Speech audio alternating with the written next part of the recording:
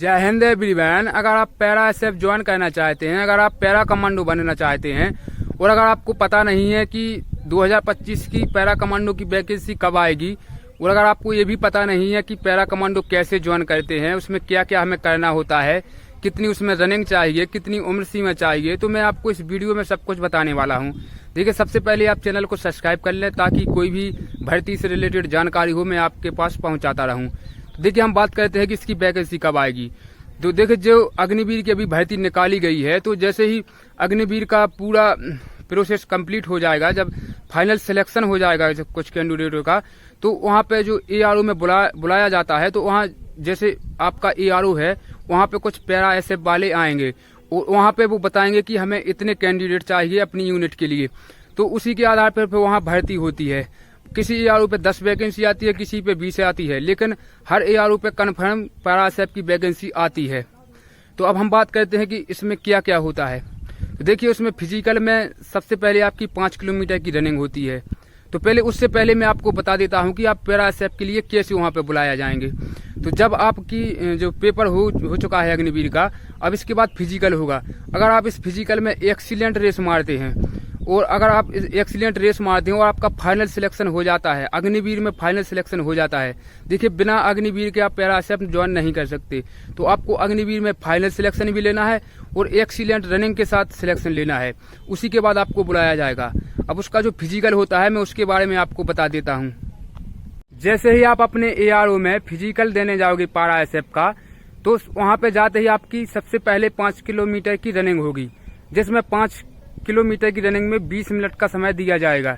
जैसे ही आप वहां पे रेस क्वालिफाई करोगे, तो उसके बाद हो गए आपके चिनअप, जिन्हें पुलअप बोलते हैं। तो आपको वहां पे 14 पुलअप लगाने होंगे, जिसमें आपको पास कर दिया जाएगा।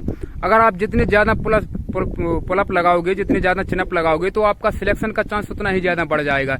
क्योंकि मैंने कई सारे भाइयों से पूछा है, तो वो बोलते हैं कि वहां पे जो चिनअप लगाए जाते हैं, उन्हीं की दम पे ज्यादा सिलेक्शन होता है। जैसे ही आप चिनअप लगाओगे, फिर उसके बाद आपको लगाने होंगे पुलअप, वो पुशअप।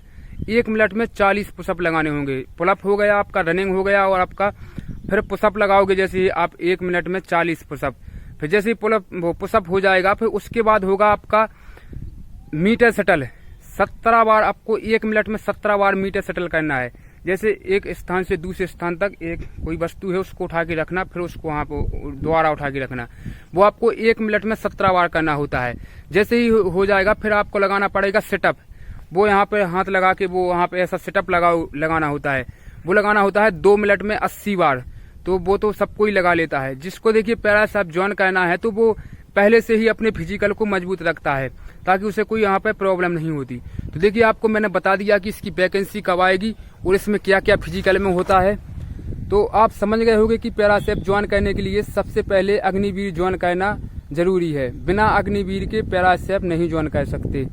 तो देखिए, इसकी भर्ती अभी अग्निवीर की वैकेंसी आई हुई है, उसका एग्जाम भी हो गया है। 1 से 2 महीने के बाद इसका फिजिकल भी हो जाएगा, इसका फाइनल रिजल्ट भी आ जाएगा और वहाँ पे पैरा की वैकेंसी भी आ जाएगी। जब इसका फाइनल रिजल्ट आएगा और जब ज्वाइनिंग होगी, उसी के समय पैरा एसएफ की वैकेंसी भी आएगी।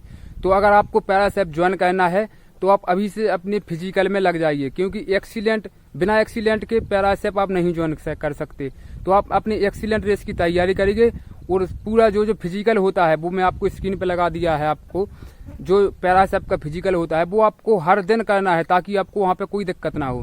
तो आप समझ गए होंगे कि पैरा एसएफ की वैकेंसी आने वाली है और क्या क्या होता है। तो अब वीडियो को करते हैं खत्म। अब चैनल को सब्सक्राइब कर लेना और मिलते हैं किसी नेक्स्ट वीडियो में। जब तक के लिए जय हिंद, वंदे मातरम।